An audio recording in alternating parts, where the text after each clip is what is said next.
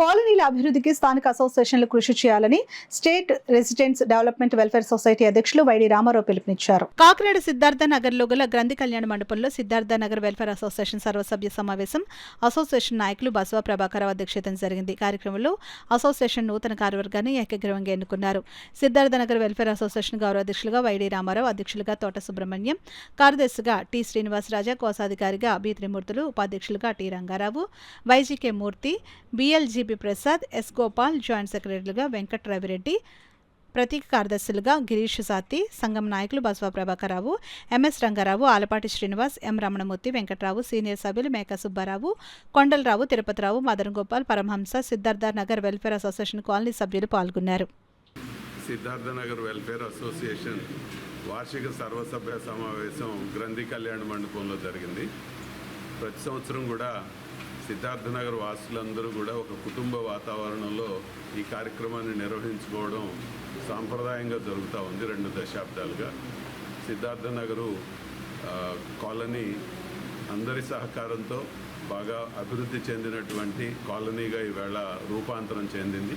దీనిని ఇంకా బాగా అభివృద్ధి చేసుకోవడానికి, ఇంకా మంచి సదుపాయాలను ఏర్పాటు చేసుకోవడానికి నూతనంగా ఎన్నికైనటువంటి కార్యవర్గం కృషి చేస్తుందని ఆశిస్తూ ఇదే విధమైన కుటుంబ వాతావరణాన్ని కొనసాగించవలసిందిగా కోరుతున్నాను. సుబ్బారావు గారు కూడా మాతో ఉండాలని, ఇందులో ఎన్నో మీరు నారాయణమూర్తి గారి గురించి చెప్పారు, కృష్ణమూర్తి గారి గురించి చెప్పారు. మీరందరూ పెద్దలందరూ ఇక్కడ వేసిన బాటే ఈ రోజున మేము వచ్చి చాలా ఎంజాయ్ చేస్తున్నాం.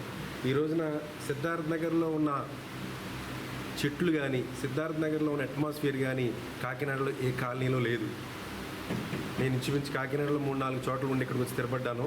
దానికి నేనే సాక్షి.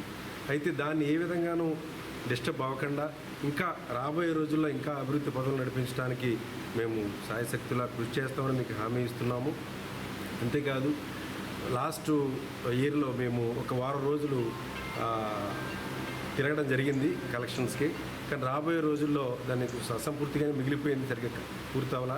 రాబోయే రోజుల్లో సుబ్బారావు గారు అడిగిన విధంగా ఎంతమంది రెసిడెంట్స్ ఇంకా ఉన్నారు, అలాగే ఎంతమంది ఇంకా పెండింగ్ ఉన్నారు, ఒక నివేదిక తయారు చేసి ఒకసారి రామారావు గారితో మాట్లాడి దాని ప్రకారం ముందుకు వెళ్ళి మన యొక్క స్ట్రెంత్ను కూడా స్ట్రెంతన్ చేసుకుందాం. రాబోయే రోజుల్లో కలిసికట్టుగా మన సిద్ధార్థ నగర్ని కాకినాడకే కాదు మన జిల్లాకే ఒక ఆదర్శంగా చేద్దామని మేము